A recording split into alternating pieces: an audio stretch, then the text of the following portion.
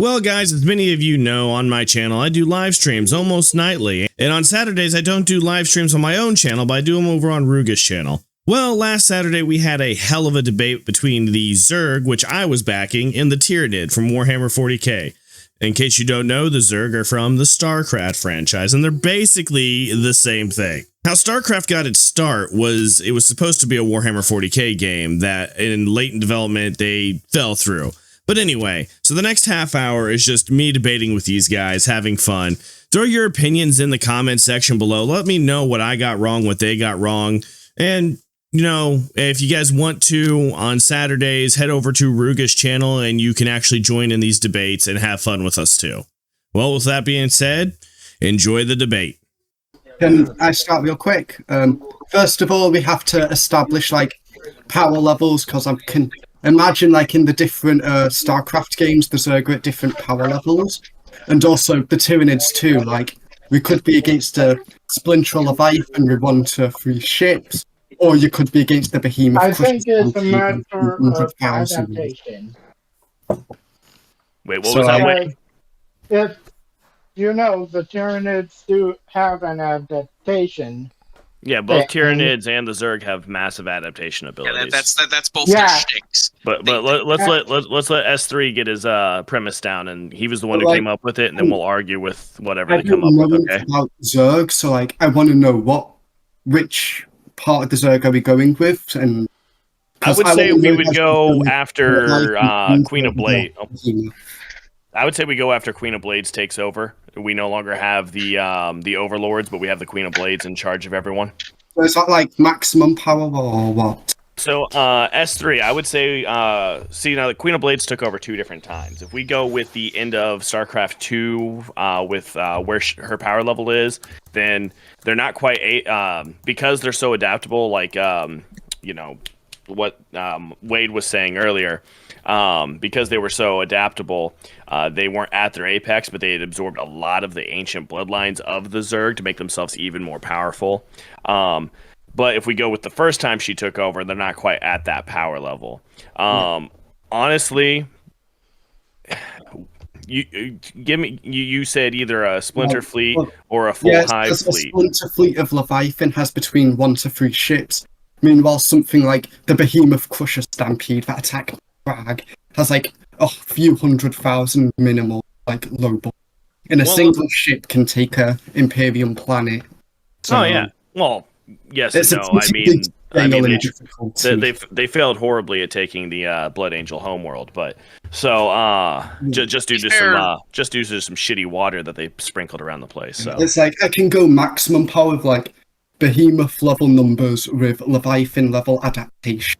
Go ahead. Whatever.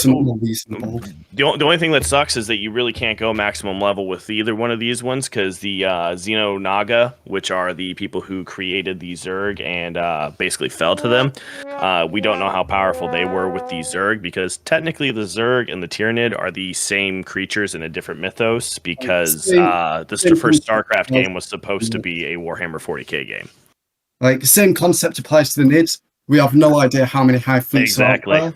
So we're just, I'm gonna say. So we're just gonna do the strongest creatures versus strongest creatures, then, right? Yeah, I'll take the Behemoth Crusher Stampede. I'll give it.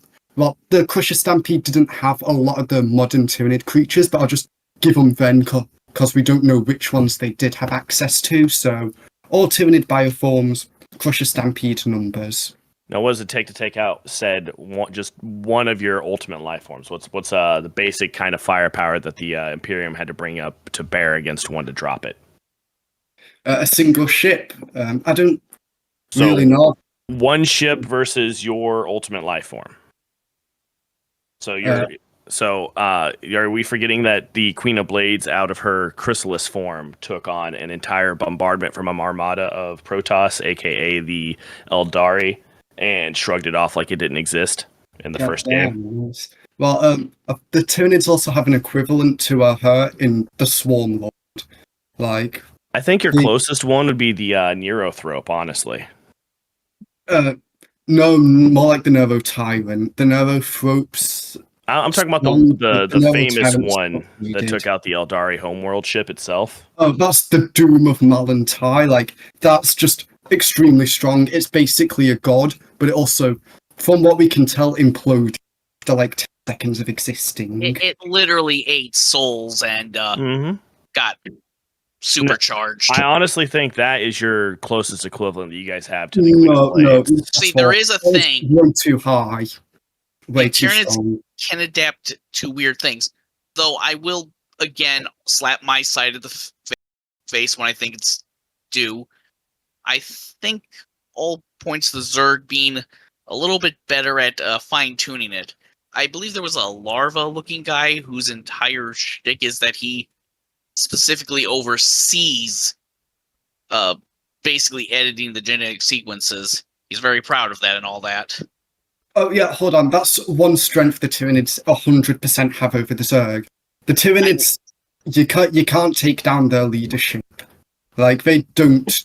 If their leadership goes down, they don't start attacking each other or lose coordination. They do become more feral when you take out their. Temporarily more feral. But they also don't start attacking themselves. They don't vie for power. They just charge the nearest enemy.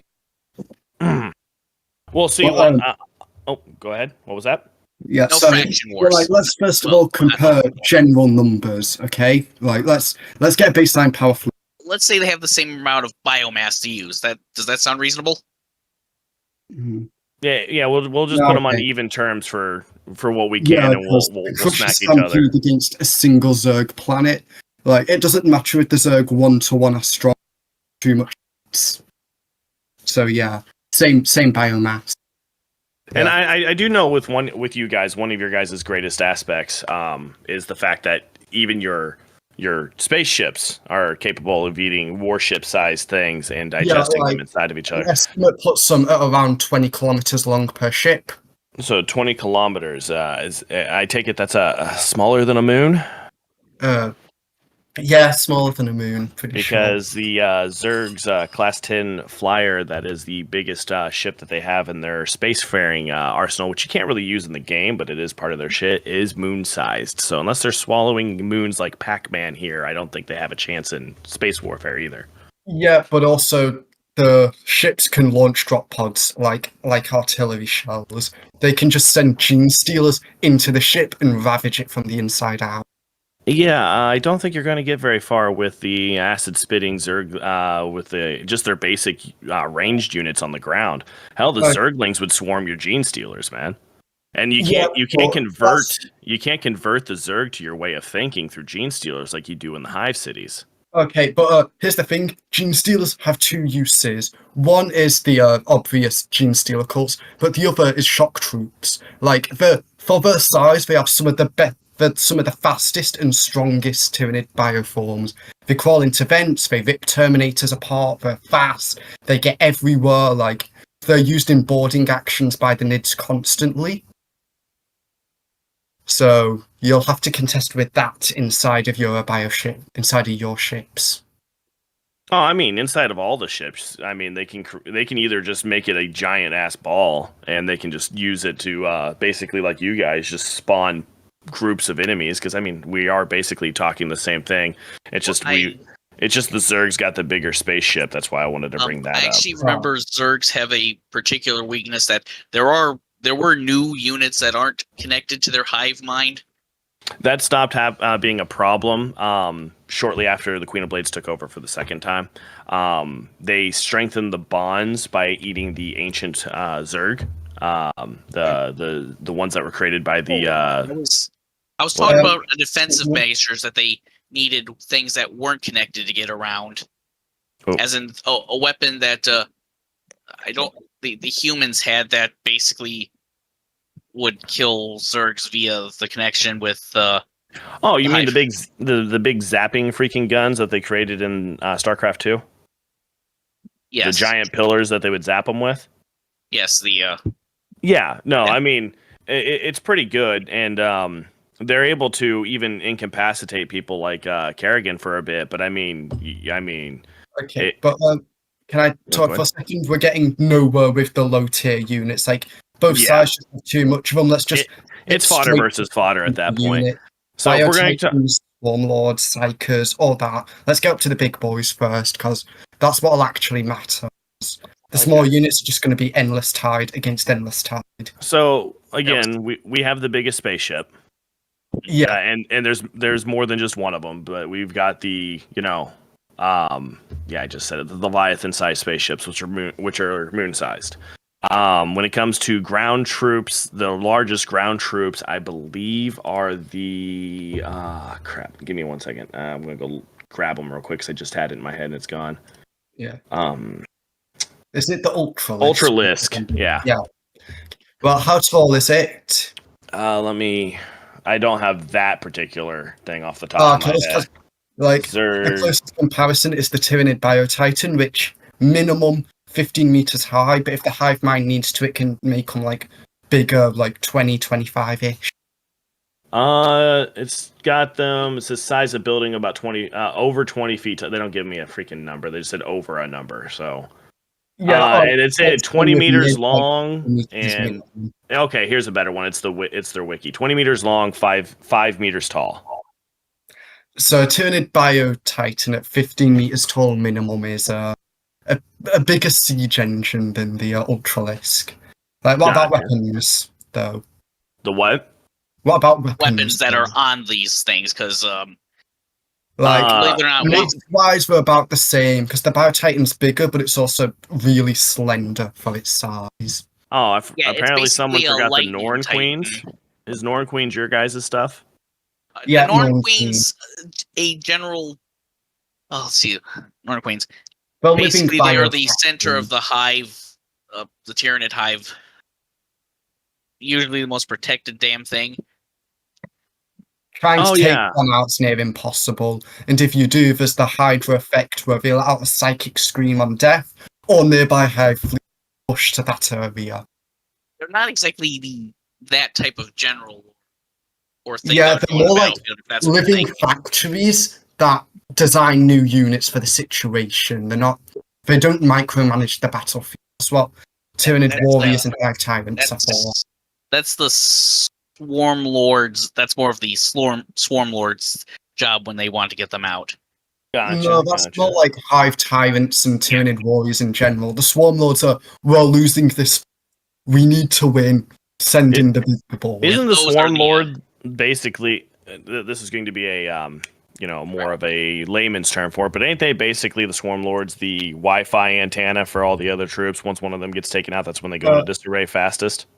That's any synaptic unit in general. Also, it's the Swarm Lord. There's only a single one, not the Swarm Lords. But stuff like I thought the Zoanthropes, Hive Tyrants, those are all synaptic creatures that basically serve as generals. Because I know that the Tyranids don't attack each other when their boss, when their synaptic general's taken out, but they do go more animalistic. In fact, there was on the individual how they'll act, but as a general, artillery is going to stop being artillery and it's going to charge. Stuff that's charging will charge faster. They're not going to flank. They're just going to run straight at. Because that's the general rule of thumb if you take down all the leaders. Because I'm pretty sure. Let me make sure I'm right on this one. I'm pretty sure that after.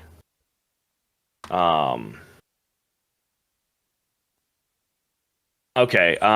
Yeah. So.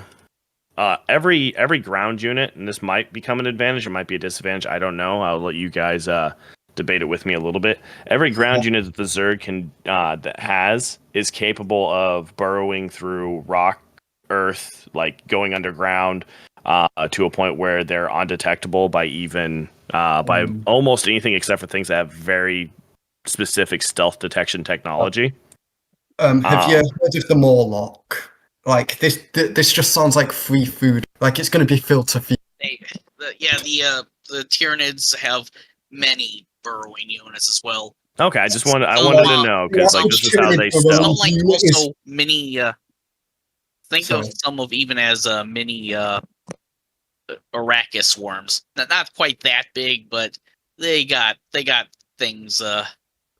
Like a Morlock is like about the size of an Ultralisk, burrows underground, has a detachable morph swallowing infantry. So they can put underground is bigger than the Zerglings.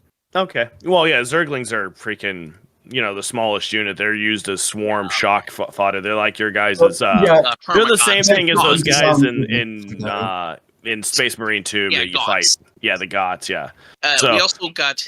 We also got gargoyles, which are flying variants, which Oh are god, the fucking gargoyles. I mean, we've got two different flying units, but we're not really getting anywhere in the argument for the most part, guys. So let's start actually, knocking the down thing I was troops. trying to say. Skip to the generals, skip to the high tier units. With the swarm units, it's just infinite flyers versus infinite flyers, infinite burrows versus infinite burrows. Like, Well, we're wait, getting I nowhere want to.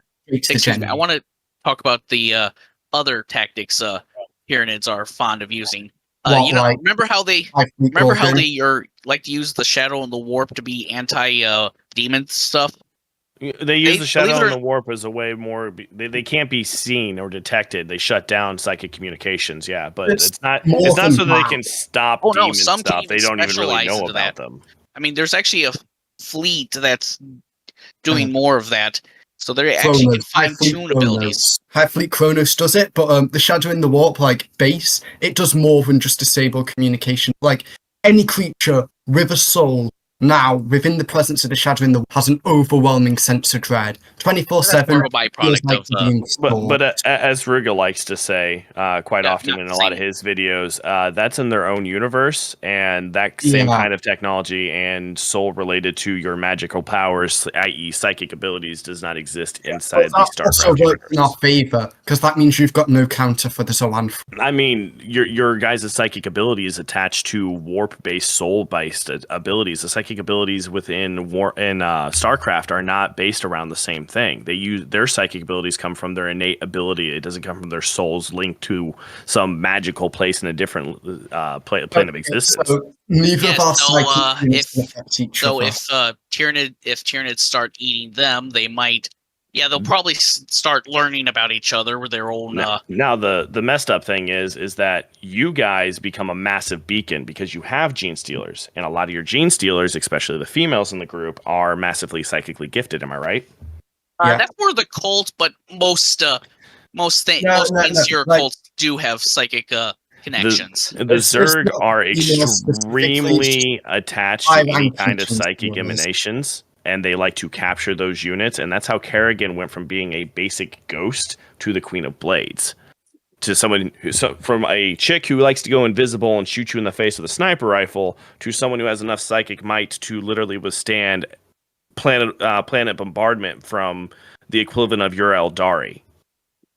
Yeah, that's insane. But as I said, can we skip to like Dormor versus Kerrigan, like generals versus generals? All right, let's put someone up against Kerrigan, because honestly, I think Kerrigan is the one who probably beats anything you guys have, including your spaceships, just because of the power she has. The Swarm Lord just straight up melee. Like, it's played down a lot in the books for the sake of plot, but like in melee, he is nigh unbeatable. Yeah. Well, see, the thing is that Kerrigan doesn't just fight you melee. Like I said, she's an extremely powerful psychic with almost instantaneous regeneration in her Queen of Blades form. She's had body parts cut off of her and just looked at the guy who did it and goes, "Yeah, that's back. What are you going to do about the next one?" And killed him. I've actually had a discussion with this with someone before. The general thing I got was that Kerrigan 100 times stronger than the Swarm Lord, like psychic. But the Swarm Lord isn't useless. He can defend himself. Oh, no, I'm not saying that it's not going to be a fun fight. I mean, he's going to punch her around. She's going to hit him with some psychic. She's going to probably start trying to cut some limbs off. I believe that with her when she attacks with her psychic abilities, she kind of... As one it's advantage. Not negation. It's more of she disturbs like the molecular field in a way that won't allow you to regenerate as easily. So if he's got regeneration... The Swarm Lord has... Someone just mentioned the non-emissary. Okay, hold on, guys. Pause for a second. Someone mentioned the non-emissary. Like, what would Kerrigan do if like 3-4 of those on a planet and was sent to assassinate her? Like, I feel like that would be. Okay, so she was actually in StarCraft 2. One of the most badass Dark Templar that have ever existed tried to assassinate her. And he was the one I was talking about who is as best he could do was literally cut off one of her skeletal wings that she didn't give a shit about. And she regenerated instantly. So how good are these Norn emissaries? You know the Swarm Lord? Make him a bit dumber, make him like 1.5 times stronger, and then make it so when they spawn, they're given one goal and they do anything possible to do that. Like, they ignore anything but their one goal. Like, they see Kerrigan, can they be seen? Kill her, they're going to charge her. Can they be seen? Are they? Yes, they are. They're not your invisible Tyranids, are they? Because there are those. The lictors are actually pretty good. Because even this Protoss, this Dark Templar, was invisible the entire time that he struck at her, to begin with, until she's like, I know you're there, right? Like, yeah, the non-emissaries, they don't bother with any of that. They just go on and they outrun and outgun for a single opponent until it's dead. Anthony, there's been I'm looking over at chat also. I'm arguing like with everyone. There's also been a few there's been ridiculously dumb things that have fought Primarchs, and it just depends on the writer's situation and what they want. So I'm averaging the strength of the Tyranids a bit, because like the Swarm Lord, I can either say he lost to a Dante, so he's about the same strength as like a beefed up Space Marine, but also he's if that's the case, then you guys have lost it, because the Space Marines in StarCraft are meant to be one-to-one models, pretty much. Like, I'm not counting fringe cases where the Orc gave a character a power buff for plot armor. I'm counting like actual. Okay. Well, you said a buffed up Space Marine, and like Kerrigan. She turns a Space Marine army into a fucking Bloody Mary. So I'm talking about a single fringe case in Devastation where Dante somehow managed to beat the Swarm. Well, I mean, Dante's got that plot armor thick on him too. So yeah, exactly, plot armor. So. I'm ignoring that, but we've seen the non-emissaries in a single one killed like 12. 12 dreadnoughts, nearly destroyed the gene seed of a Space Marine chapter protected part. A second one tried to kill Lord Solar while fighting off like 4 custodians, and it was just ignoring the custodians. Custodians barely handle it while it was ignored. Okay. I can't remember what the other one was doing, but for 3 of them, each of them caused like immense irreparable damage to we'll see. Of course. So here's for an equivalent. Hold on, Trip. For an equivalent to that, the Ultra Trip. I'll give it to you in one second. The Ultralisk did plow through multiple of the tanks that the big, basically they're Lehman Russ tanks. That's what they were modeled off of. Multiple Lehman Russ tanks, multiple of the same dreadnoughts, and about 100 to 200 Space Marines that were guarding the Capitol where the guy who fucked over Kerrigan was stationed, and it was one Ultralisk. So, I mean, equivalent power. Let Trip go. Let Trip go real quick, because we keep interrupting him. Well, there's actually one advantage the Swarm Lord has. He's just going to keep coming back. That is true. Kerrigan will probably come back also. I'm pretty sure after she took over the final of the Xenonaga Zerg, she has weird shit with her stuff too. So they're both just gonna. I wasn't aware of that. But the big difference is that the Zerg tend to branch out very quickly, whereas you guys are coming in very quickly. The thing is we don't know the max numbers of either of these races because they're both made to be the same race.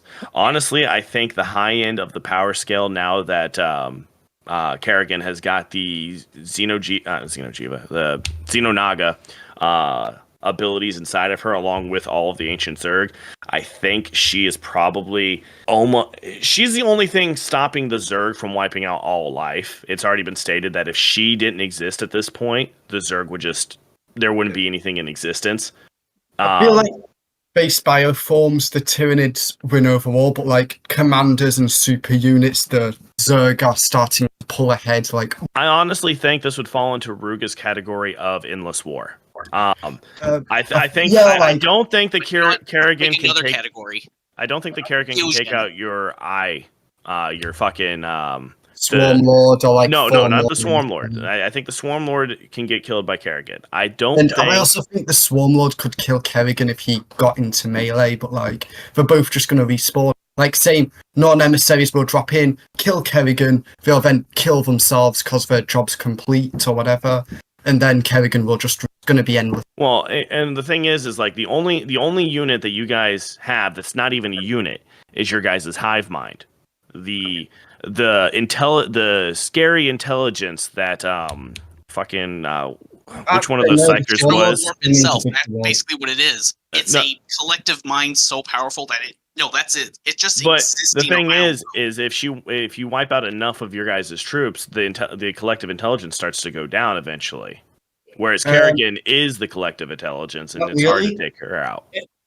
Like the collective intelligence of NIDS only goes down if you take out specific units. Like as long as the Norn Queen and like one Hive Tyrant are alive, perfect. Like, well, maybe not perfect, but like good cohesion. So I feel like this is a case of who has the better assassins, and even then they'll just respawn the generals after the assassins kill. Oh yeah, and Kerrigan's really good at. She's also like, and I get that the Zerg constantly switch their tactics. She's also a really good tactician because of her time as a ghost.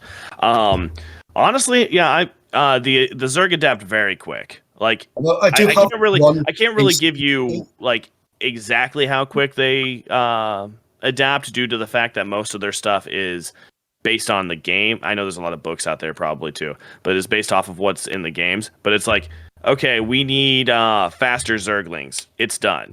We need to make it so our Chitin is a little bit stronger. It's done. It's just... Hold on. I've got two Hail Mary plays here. Either High Fleet Gorgon Tactics, which I doubt will work for very long, but interesting, and High Fleet Chronos spam Psychers. Like, spam nothing but Zolan Honestly, I think that the Zerg, you spamming Psychers, I think would make it so the Zerg would be trying to capture more of your units and corrupt them into Zerg forms, because they would be making even more powerful Psychers through their... That's gonna be an issue for the Zerg, because it took the Tyranid Hive Mind like several generations to make the Nervophobe.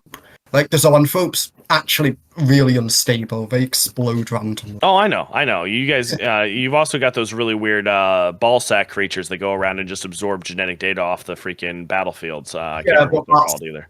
That's typically after a battle. Those. Oh, they've been seen on them a couple times, but they're usually not on the front lines. But no, honestly, I think it would fall into Endless War. I do have one Hail Mary. A Hail Mary, okay. Or they start fusing. Start fusing. That could be interesting. That'd be truly scary if you ask me. Because I don't think Kerrigan would allow it to happen. She's fought too long and too hard to maintain her power grip, including being turned human again, just to allow herself to be turned back into the Queen of Blades and say, "No, fuck you. This is mine." Same for the Nids. Like, they have a single-minded goal. And Kerrigan would try to kill the Hive Mind leader. Whatever being out in deep space is in charge of it, she would try to kill that. I think the Hive Mind would do the same to her. Exactly. That's where it becomes a huge... I don't think they could fuse until one leader's dead. Or one subsumes the other or controls the other or whatever. Fair enough. Describe it. Yeah, something like that. Can I throw my Hail Mary? Yeah, throw your Hail Mary in. High Fleet Gorgon Tactics, like, gas the planet, but like not with like biological things. Like, Tyranid gas attacks are like mini Nids, like tiny, eat away at metal and flesh. I know what your gassing is, and I don't think it would affect them too much either. Yeah, this is a Hail Mary play. Like, it's because it isn't like a disease, and it's straight up mini Nids in the air eating you.